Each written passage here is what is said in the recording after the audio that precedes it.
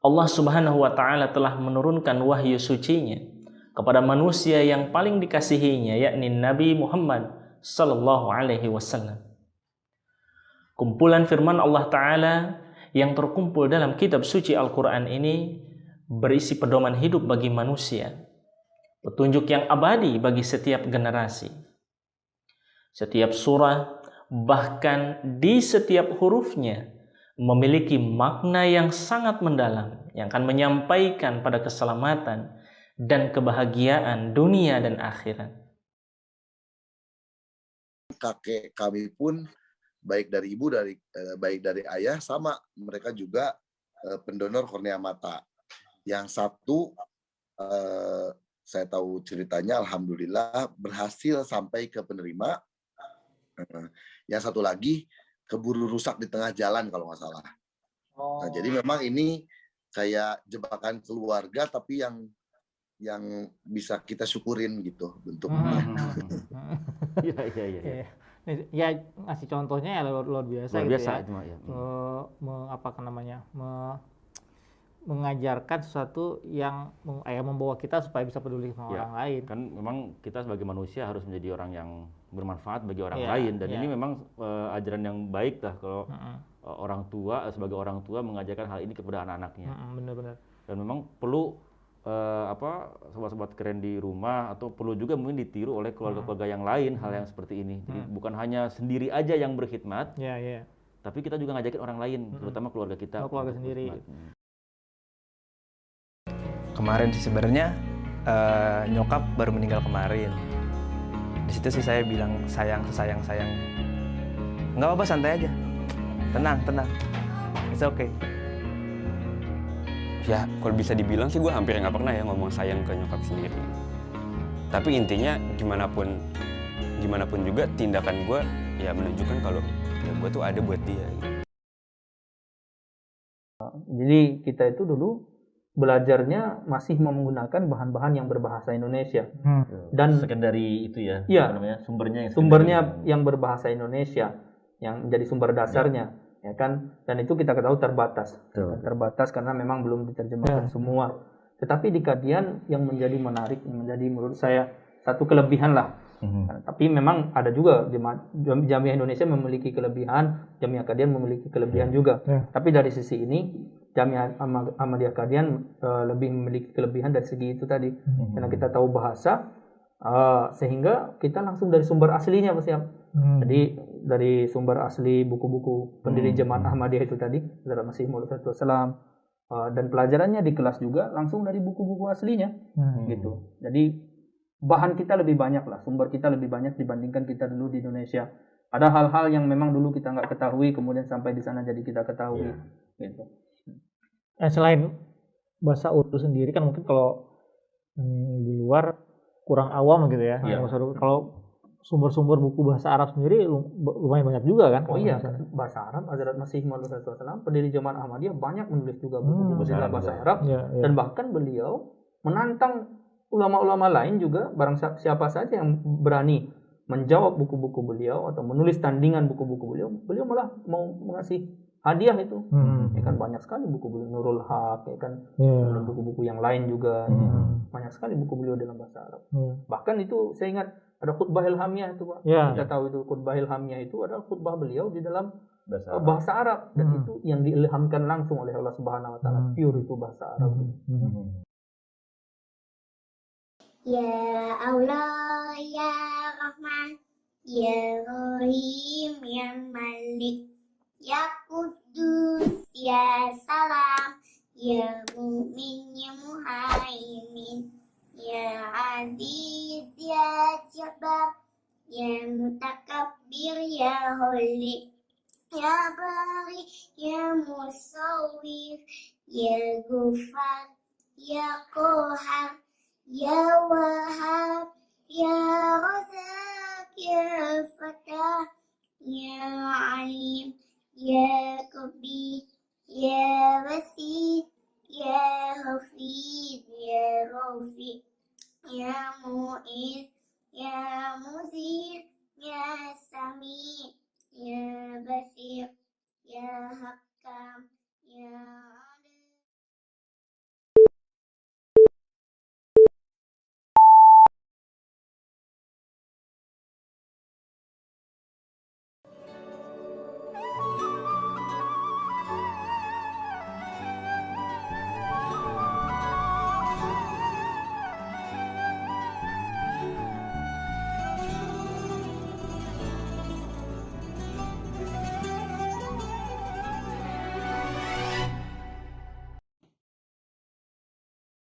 Assalamualaikum warahmatullahi wabarakatuh. Asyhadu an la ilaha illallah wahdahu la syarika lah wa asyhadu anna Muhammadan abduhu wa rasuluh amma ba'du. A'udzu billahi minasyaitonir rajim. Bismillahirrahmanirrahim. Pemirsa Islamku keren yang saya hormati, alhamdulillah pada kesempatan kali ini kita akan melanjutkan kembali kajian kita tentang Asmaul Husna, yaitu nama-nama indah Allah Subhanahu wa Ta'ala. Pada kesempatan kali ini, Asmaul Husna yang akan kita bahas adalah sifat Al-Khaliq. Al-Khaliq ini adalah sifat di antara 99 nama yang dimiliki oleh Allah Subhanahu wa Ta'ala. Baik, Bapak dan Ibu sekalian yang saya hormati, asma merupakan bentuk jamak dari ismun, artinya nama-nama. Husna artinya yang baik, indah, dan juga sempurna. Sebagaimana Allah Subhanahu wa Ta'ala berfirman di dalam surah Al-A'raf ayat ke-180 yang berbunyi, A'udzu billahi minasyaitonir rajim, walillahil asmaul husna fad'uhu biha wa dzarul ladzina yulhiduna fi asma'i sayujzauna ma kanu ya'malun. Hanya milik Allah asmaul husna, maka bermohonlah kepadanya dengan menyebut asmaul husna itu, dan tinggalkanlah orang-orang yang menyimpang dari kebenaran dalam menyebut nama-nama. Nanti mereka akan mendapat balasan terhadap apa yang telah mereka kerjakan. Pemirsa, inilah salah satu ayat Al-Quran yang menyebutkan tentang asmaul husna, yakni nama-nama baik atau nama-nama indah Allah Ta'ala.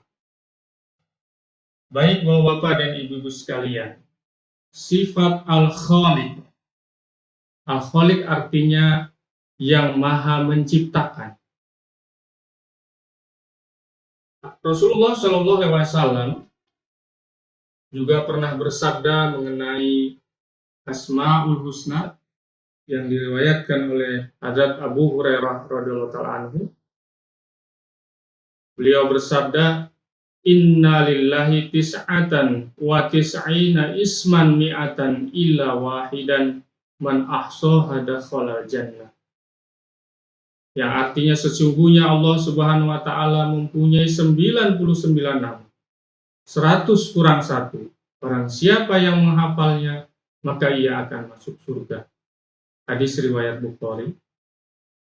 Pemirsa yang berbahagia, Asmaul Husna merupakan nama-nama indah milik Allah Subhanahu wa Ta'ala yang mewakili masing-masing sifatnya yang maha sempurna. Salah satu nama Allah Subhanahu wa Ta'ala dalam Asmaul Husna adalah Al-Khaliq, yang menjadi nama ke-11 dalam urutan nama-nama Asmaul Husna. Al-Khaliq dalam bahasa Arab, Asmaul Husna, Al-Khaliq adalah yang maha pencipta. Kata Al-Khaliq berasal dari kata khalaqa, yang artinya mengukur atau memperluas. Kemudian makna ini berkembang menjadi menciptakan dari yang tiada, menciptakan tanpa ada satu contoh terlebih dahulu, mengatur, membuat, dan sebagainya. Inilah Bapak dan Ibu sekalian, salah satu di antara arti Al-Khaliq.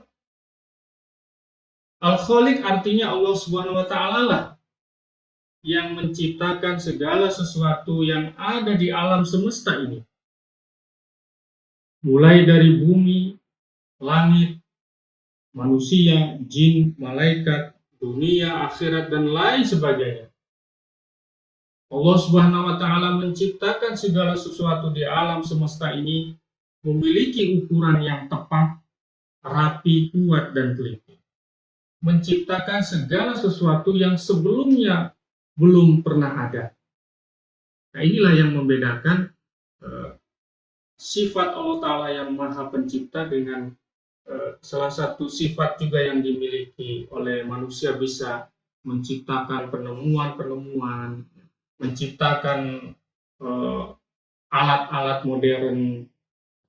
Manusia pun bisa menciptakan dalam skala yang kecil, artinya mereka menciptakan setelah sebelumnya memang sudah ada bahan-bahan yang telah diciptakan oleh Allah Ta'ala. Artinya tidak menciptakan dari awal, memang sama sekali belum ada bahan.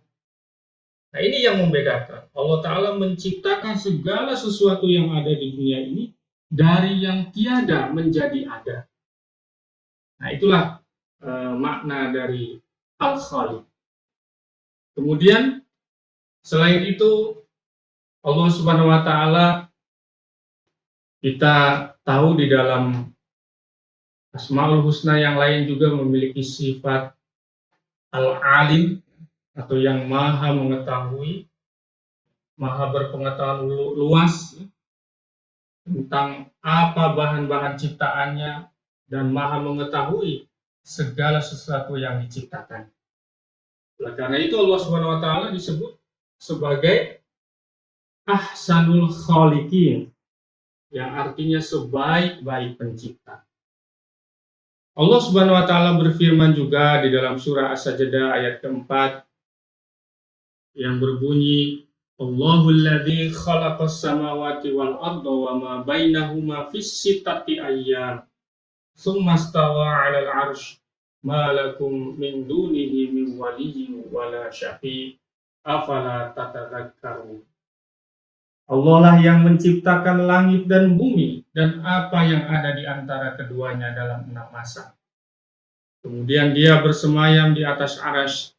Tidak ada bagi kamu selain daripadanya seorang penolong pun, dan tidak pula seorang pun beri syafaat. Maka apakah kamu tidak memperhatikan? Pemirsa Islam keren yang berbahagia, Allah SWT adalah Sang Khaliq, Sang Maha Pencipta. Jadi tidak ada satupun yang ada di bumi ini yang tidak Ia ketahui. Oleh karena itu Allah SWT disebut sebagai sebaik-baik pencipta. Nah, kemudian apa sih atau contoh atau perilaku Al-Khaliq yang Allah SWT tampilkan, yang bisa kita pelajari, yang bisa kita lihat secara zahir? Asmaul Husna Al-Khaliq memiliki makna bahwa Allah Ta'ala adalah zat yang mampu, yang maha mampu membuat sesuatu yang baru, berbeda, dan bahkan belum pernah ada sebelumnya. Nah, ini dijelaskan oleh Allah Subhanahu wa Ta'ala di dalam surah Al-Hasyr ayat ke-24. Wallahul khaliqul bari'ul musawwiru lahul asma'ul husna. Yusabbihu lahu ma fis samawati wal ardh wa huwal azizul hakim. Dialah Allah yang maha menciptakan, yang mengadakan, yang membentuk rupa, yang mempunyai asmaul husna. Bertasbih kepadanya apa yang di langit dan di bumi. Dan Dialah yang maha perkasa lagi maha bijaksana. Kemudian juga di dalam surah Az-Zumar, Allah Subhanahu wa Ta'ala juga menyebutkan tentang Al-Khaliq. Di dalam surah Az-Zumar ayat ke-62, Allahu khaliqu kulli syai' wa huwa ala kulli syai'in wakil. Allah menciptakan segala sesuatu dan Dia memelihara segala sesuatu. Kemudian di dalam surah Al-Hijr juga, Bapak-bapak dan ibu-ibu bisa baca, Inna rabbaka huwal khallaqul alim. Sesungguhnya Tuhanmu, Dialah yang maha pencipta lagi maha mengetahui. Ini adalah surah Al-Hijr ayat ke-8. Kemudian juga Allah Ta'ala berfirman di dalam surah At-Talaq ayat ke-56. Allahul ladzi khalaqa sab'a samawati wa minal ardi mislahunna yatanazzalul amr bainahunna lita'lamu anna Allah ala kulli syai'in qadir wa anna Allah qad ahata bi kulli syai'in 'ilma. Allah lah yang menciptakan 7 langit dan seperti itu pula bumi. Perintah Allah berlaku padanya agar kamu mengetahui bahwasanya Allah yang Maha Kuasa atas segala sesuatu. Dan sesungguhnya Allah ilmunya benar-benar meliputi segala sesuatu.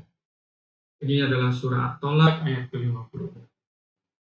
Hadirin hadirat yang berbahagia, ada beberapa contoh atau perilaku yang mencerminkan al-Khaliq, atau kita bisa mengambil hikmah dari sifat al-Khaliq Allah Subhanahu wa taala. Di antaranya kita harus mensyukuri segala kelebihan dan kekurangan fisik yang telah diberikan oleh Allah Subhanahu wa taala.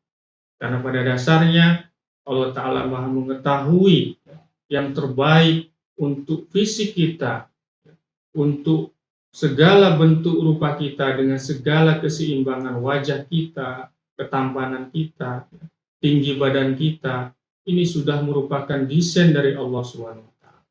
Maka sepatutnya ketika kita mengetahui bahwa Allah Ta'ala lah yang Maha menciptakan segala sesuatu, termasuk diri kita, maka sepatutnya kita harus mensyukuri apa yang Allah Ta'ala berikan kepada fisik. Kemudian yang kedua adalah kita bisa mengambil hikmah bahwa kita tidak boleh menyombongkan diri kita dan tidak boleh berbuat kerusakan di muka bumi. Walaupun kita adalah makhluk ciptaannya yang paling sempurna, tetapi kita dengan memahami bahwa Allah Ta'ala yang Maha menciptakan dan yang menciptakan kita bahkan seluruh dunia dan jagat raya ini, maka kita tidak boleh menyombongkan diri karena kita adalah bagian kecil dari ciptaan yang begitu banyak di alam raya ini. Kemudian contoh atau hikmah yang bisa kita ambil dari sifat Al-Khaliq adalah kita tidak boleh bersikap putus asa ketika kita belum dikaruniai sang buah hati. Karena Allah Ta'ala Maha mengetahui bahwa segala sesuatu termasuk buah hati atau seorang anak yang kita idamkan adalah karunia dari Allah Subhanahu wa taala yang Maha Pencipta. Maka dengan memahami Asmaul Husna Al-Khaliq, maka kita akan bersyukur segala sesuatu yang ada yang telah diberikan kepada kita oleh Allah Subhanahu wa taala. Kita mensyukuri apa yang Allah Ta'ala ciptakan, apa yang Allah Ta'ala berikan kepada kita. Jadi jangan pernah kita putus asa kepada Allah Subhanahu wa taala, akan tetapi kita terus berdoa kepada Allah Ta'ala. Semoga Allah Ta'ala yang Maha Pencipta, bagi bapak ibu-ibu yang belum mendapatkan karunia seorang buah hati, Allah Ta'ala Maha Pencipta, kita terus berdoa dan berusaha. Semoga Allah Ta'ala memberikan ciptaannya berupa buah hati kita yang kita rindukan. Insya Allah. Bapak-bapak dan ibu-ibu sekalian, lalu apa sebenarnya kepentingan atau hal yang paling mendasar agar kita memahami sifat-sifat Allah Subhanahu wa taala? Sehingga di dalam Al-Quran Allah Ta'ala memerintahkan kita memahami Asmaul Husna. Di dalam hadis-hadis Nabi juga disebutkan tentang sifat-sifat Allah Subhanahu wa taala. Bahkan barang siapa yang bisa menghafal 99 nama Asmaul Husna Allah Ta'ala, maka dia akan masuk surga.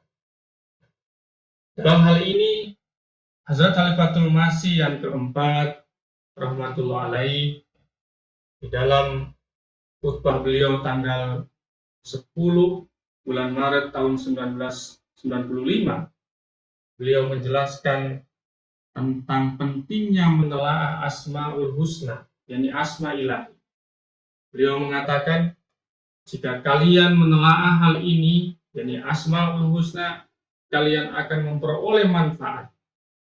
Jadi penelaahan yang demikian itu terhadap Allah tidaklah dilarang. yakni penelaahan yang bersesuaian dengan uraian Al-Quran Karim serta mengacu pada pemahaman Al-Quran yang dilakukan oleh Rasulullah Shallallahu Alaihi Wasallam. Berusaha memahami dan menelaah Asmaul Husna, yakni asma ilahi, melalui ilmu tersebut bukan saja tidak dilarang, justru diperintahkan supaya berbuat demikian.